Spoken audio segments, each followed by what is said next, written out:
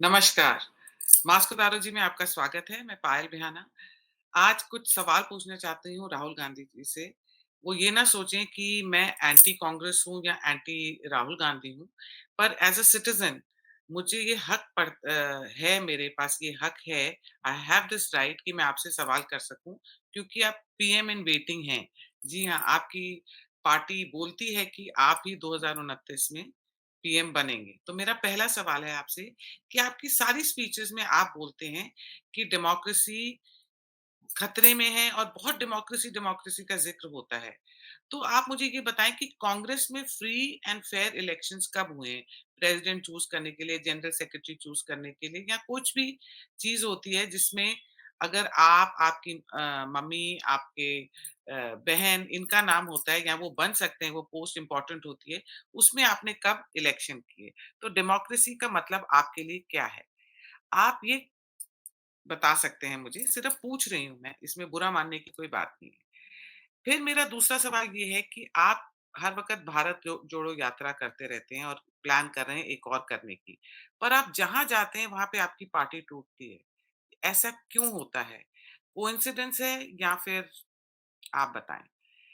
तीसरा क्वेश्चन मेरा है कि चाइना ने हमारी लैंड ग्रैब कर ली, चाइना ने हमारी लैंड ले ली, इतनी लैंड ले ली, उतनी लैंड ले ली, आप हर वक़्त इस बात की वो करते हैं। तो आपका चाइना से इतना लगाव क्या है? और जब आप ऐसी बात करते हैं जो पता नहीं उसमें कितनी सच्चाई है, तो इससे कहीं न कहीं आप हमारी आर्मी का मोरल डाउन करते हैं और हम एज़ सिटिज़न्स का भी मोरल डाउन डाउन करते हैं। फिर राहुल जी, आपको पीएम बनना है या आप PM eternal PM in waiting रहना चाहते हैं? क्या है कि आपको लगता है आप 2029 में मोदी जी से कम्पीट करके पीएम बन सकते हैं?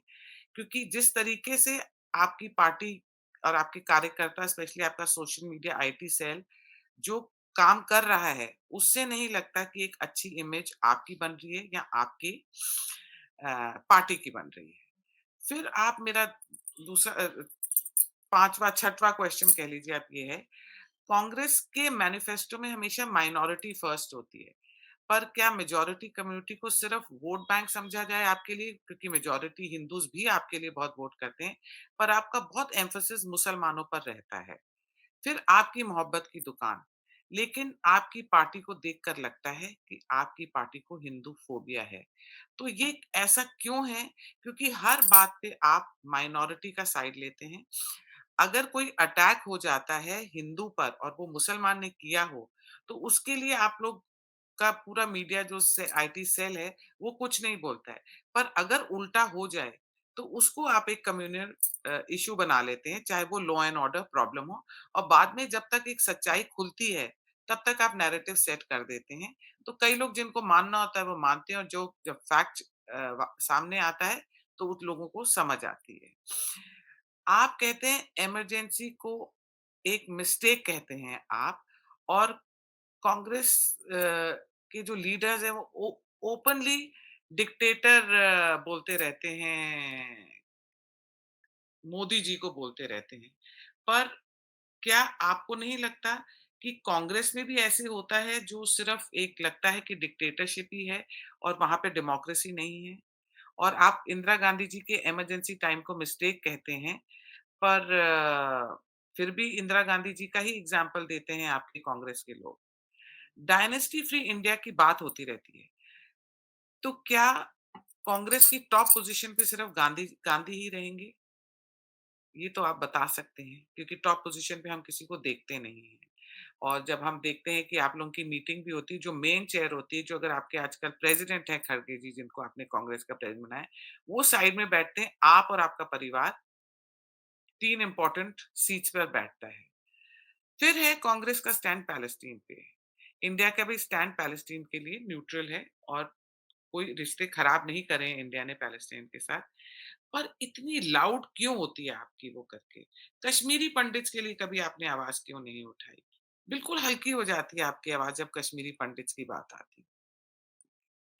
अब राहुल जी, आप ये बताइए, आप इलेक्शन कमीशन को कहते हैं कि फ्रॉड है। कभी ईवीएम, कभी ईसी खराब।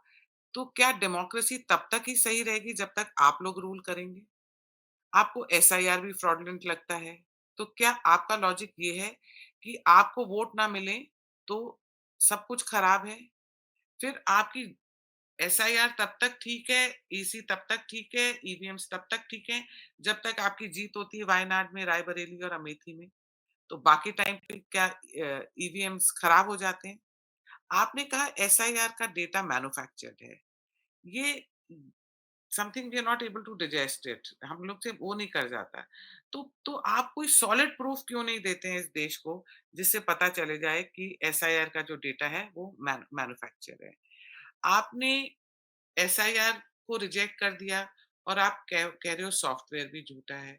आपके हिसाब से देश में सच तभी सब होगा जब आप कुछ कहेंगे, बाकी नहीं तो सब कुछ झूठ है।